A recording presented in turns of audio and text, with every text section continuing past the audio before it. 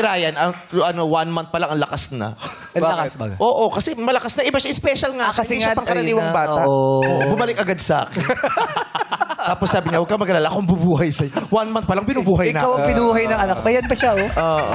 Ganda, oh. Para pala akong mami balot 1 month. Oo. Balot Na-miss na 1. kita, Ganun ka. Ryan.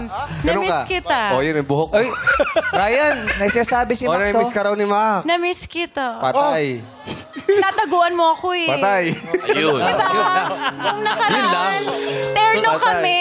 Pero talagang tinaguan niya ako. Bakit ganon? Yun lang, Ryan. Hindi naman ako nangangagat. Alam mo si Max, tuwing pupunta ka dito, ang suot mo lagi naka-black top ka na sleeveless or ano.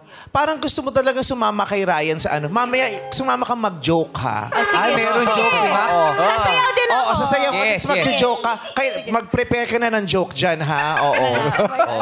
Extra challenge. Extra challenge. Sige, mag-iisip ako. Thank you, Max. Thank you so much.